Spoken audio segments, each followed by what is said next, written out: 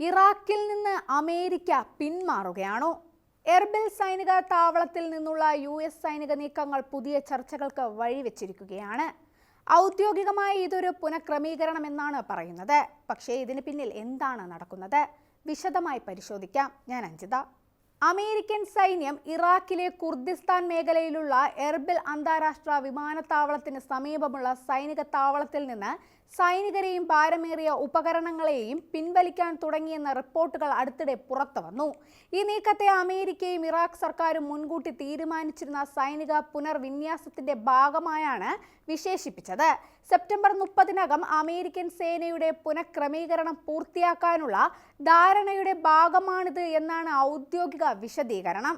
എന്നാൽ ഇറാനിയൻ മാധ്യമമായ press TV report ചെയ്യുന്നതനുസരിച്ച് ഈ ഔദ്യോഗിക വിശദീകരണം യഥാർത്ഥ കാരണം മറച്ചുവെക്കുന്നതാണ്.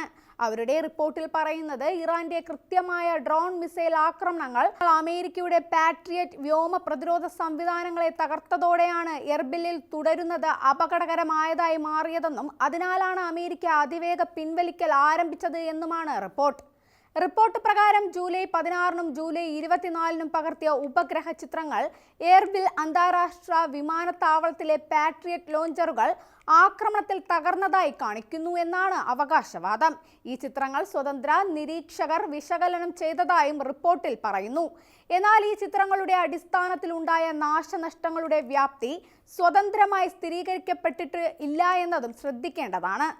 പ്രസ് TVയുടെ റിപ്പോർട്ട് അനുസരിച്ച് ജൂലൈ 16-ന് നടന്ന ആദ്യ ആക്രമണത്തിൽ പാട്രിയറ്റ് PSC-3 ലോഞ്ചറിന് ഗുരുതരമായ കേടുപാടുകൾ സംഭവിച്ചു. ചിത്രങ്ങളിൽ പുക ഉയരുന്നതും ലോഞ്ചർ പ്രവർത്തനരഹിതമായതുമാണ് കാണുന്നതെന്ന് അവർ പറയുന്നു. ആക്രമണത്തിൽ ഷാഹിദ് 136 ഒരു വഴി ആക്രമണ ഡ്രോണുകളാണ് ഉപയോഗിച്ചത് എന്നാണ് റിപ്പോർട്ടിലുള്ള അവകാശവാദം. ഇതിന് പിന്നാലെ ജൂലൈ 24-ന് നടന്ന രണ്ടാമത്തെ ആക്രമണത്തിലും അതേ പാട്രിയറ്റ് ബാറ്ററിയുടെ മറ്റൊരു ഭാഗം തകർന്നു എന്നാണ് റിപ്പോർട്ട് ചെയ്യുന്നത്. എർബിൽ വിമാനത്താവളത്തിനുള്ളിൽ തീപിടുത്തമുണ്ടായതായും ഒന്നിലധികം പാട്രിയറ്റ് ലോഞ്ചറുകൾക്ക് കേടുപാടുകൾ സംഭവിച്ചതായും റിപ്പോർട്ട് അവകാശപ്പെടുന്നു. എന്നാൽ ഈ സംഭവങ്ങളെക്കുറിച്ച് അമേരിക്ക ഔദ്യോഗികമായി സ്ഥിരീകരണമൊന്നും നൽകിയിട്ടില്ല. ഇറാന്റെ ഇസ്ലാമിക് റവല്യൂഷണറി ഗാർഡ്സ് കോർപ്സ് അഥവാ IRGC ഓപ്പറേഷൻ നസർ 2-ന്റെ 27-ാമത്തെ തരംഗത്തിനിടെയാണ് എർബിലിൽ പാട്രിയറ്റ് സംവിധാനം നശിപ്പിച്ചതെന്ന് അവകാശപ്പെട്ടു. അമേരിക്കൻ നിരീക്ഷണ ബലൂണും സൈനിക സൗകര്യങ്ങളും ലക്ഷ്യമിട്ട് ആക്രമണമാണ് നടത്തിയതെന്നും IRGC പ്രസ്താവനയിൽ പറഞ്ഞതായി പ്രസ് TV റിപ്പോർട്ട് ചെയ്യുന്നു. ഈ അവകാശവാദങ്ങളും സ്വതന്ത്രമായി സ്ഥിരീകരിക്കപ്പെട്ടിട്ടില്ല. വിശകലനത്തിൽ പ്രധാനമായി ചൂണ്ടിക്കാണിക്കുന്ന കാര്യം പാട്രിയറ്റ് വ്യോമ പ്രതിരോധ സംവിധാനങ്ങളുടെ ദുർബലതയാണ്. 100 കണക്കിന് കിലോമീറ്റർ പരിധിയിൽ ശത്രു മിസൈലുകളെ തടയാൻ രൂപകൽപ്പന ചെയ്ത ഈ സംവിധാനം കുറഞ്ഞ ചെലവുള്ള ഡ്രോണുകൾക്ക് മുന്നിൽ പ്രതീക്ഷിച്ച ഫലം നൽകുന്നില്ല എന്നാണ് അവരുടെ വിലയിരുത്തൽ. ആക്രമണകാരി ഉപയോഗിക്കുന്ന ഷാഹിദ് 136 ഡ്രോണുകൾക്ക് ആയിരക്കണക്കിന് ഡോളർ മാത്രമേ ചെലവാകൂ. എന്നാൽ ഒരു പാട്രിയറ്റ് ഇന്റർസെപ്റ്ററിന്റെ വില ദശലക്ഷക്കണക്കിന് ഡോളറാണെന്ന സാമ്പത്തിക വ്യത്യാസവും റിപ്പോർട്ട് എടുത്തുകാട്ടുന്നു. ഇതിനിടയിൽ പാശ്ചാത്യ വൃത്തങ്ങൾ ഇതിന് മറ്റൊരു വിശദീകരണമാണ് നൽകുന്നത്.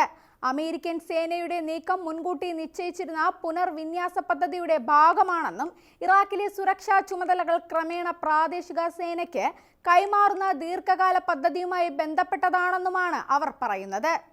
പാട്രിയറ്റ് സംവിധാനങ്ങൾ നശിച്ചതാണ് പിൻവാങ്ങലിന് കാരണമെന്ന അവകാശവാദം അമേരിക്ക ഔദ്യോഗികമായി അംഗീകരിച്ചിട്ടില്ല. റിപ്പോർട്ട് ചെയ്യുന്നതനുസരിച്ച് എർബിൽ സൈനിക സമുച്ചയത്തിൽ നിന്നുള്ള ഭൂരിഭാഗം അമേരിക്കൻ സൈനികരും ഭാരമേറിയ ഉപകരണങ്ങളും ഇതിനകം നീക്കം ചെയ്യപ്പെട്ടിട്ടുണ്ട്. സൈനിക വാഹന വ്യൂഹങ്ങൾ അയൽ രാജ്യങ്ങളിലേക്ക് നീങ്ങുന്നതായും അവർ പറയുന്നു. എന്നാൽ അമേരിക്കൻ പ്രതിരോധ വകുപ്പ് ഇത് സംബന്ധിച്ച പ്രത്യേക നീക്കങ്ങളെക്കുറിച്ച് പ്രതികരിക്കാൻ തയ്യാറായിട്ടില്ല. പ്രവർത്തന സുരക്ഷയെ ചൂണ്ടിക്കാട്ടിയാണ് അവർ വിശദാംശങ്ങൾ വെളിപ്പെടുത്താത്തത്. റിപ്പോർട്ട് പ്രകാരം എർബിലിൽ പാട്രിയറ്റ് സംവിധാനങ്ങൾ ഇല്ലാതെയായതോടെ അമേരിക്കൻ സൈന്യത്തിന്റെ സംരക്ഷണത്തിൽ വലിയ വിടവ് രൂപപ്പെട്ടു. അതാണ് തിടുക്കത്തിലുള്ള സൈനിക പുനർവിന്യാസത്തിന് പ്രധാന കാരണമെന്നാണ് അവരുടെ വിലയിരുത്തൽ. എന്നാൽ ഈ നിഗമനത്തെ പിന്തുണയ്ക്കുന്ന സ്വതന്ത്ര തെളിവുകൾ പരിമിതമാണ്.